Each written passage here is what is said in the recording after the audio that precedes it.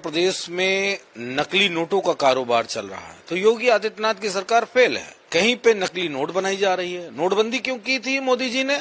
नकली नोट छपके यहाँ आ रहे हैं तो फिर मोदी जी प्रधानमंत्री क्यों हैं? एक बात, जो पुलिस है, प्रशासन, ये उसकी जिम्मेदारी है कि वो उस पर कठोर से कठोर कार्रवाई करे, लेकिन बीजेपी पूरी तरीके से असफल हो चुकी है। ना प्रदेश संभाल रहा है, ना देश संभाल रहा है। बीजेपी को कोई नैतिक चरित्र नहीं है दूसरे दलों पे इस तरह का आरोप लगाने का। खैर, सत्ता में है तो निश्चय ही विपक्ष के दलों पे लगातार इस तरह के इल्जामात लगाते रहते हैं, लेकिन बीजेपी को ये बात कहने से पहले 3 बार सोचना चाहिए। इनकी पार्टी के कार्यकर्ता जासूसी करते हुए, पाकिस्तान की जो एजेंसी आईएसआई है उसकी जासूसी करते हुए पाए गए, और पता नहीं कितने सारे इनके लीडर्स हैं जो इस तरह की चीजों में पाए गए हैं, जो शायद मेरे ख्याल से देश विरोधी गतिविधियां थी। अगर ये बात कही जा रही है कि उत्तर प्रदेश में नकली नोटों का कारोबार चल रहा है तो योगी आदित्यनाथ की सरकार फेल है, और बॉर्डर से इधर से उधर पैसे आ जा रहे हैं नकली, तो फिर मोदी जी की भी सरकार फेल है।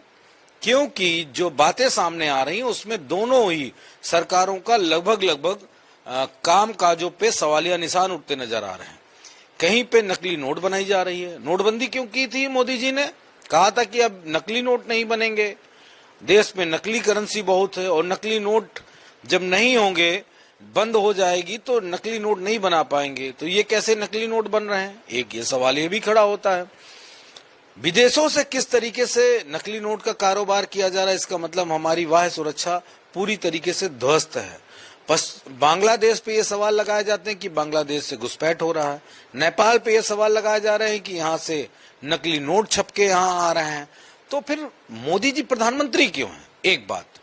दूसरी महत्वपूर्ण बात है कि समाजवादी पार्टी का अगर कोई कार्यकर्ता, नेता इस तरह के कृत्यों में पाया गया है तो ये निश्चित तौर पे जो पुलिस है, प्रशासन, ये उसकी जिम्मेदारी है कि वो उस पर कठोर से कठोर कार्रवाई करे। समाजवादी पार्टी किसी अपराधी के साथ खड़ी हुई कभी नहीं पाई जाती है। जहां गलत है वहां गलत है, लेकिन बीजेपी पूरी तरीके से असफल हो चुकी है। ना प्रदेश संभाल रहा है, ना देश संभाल रहा है।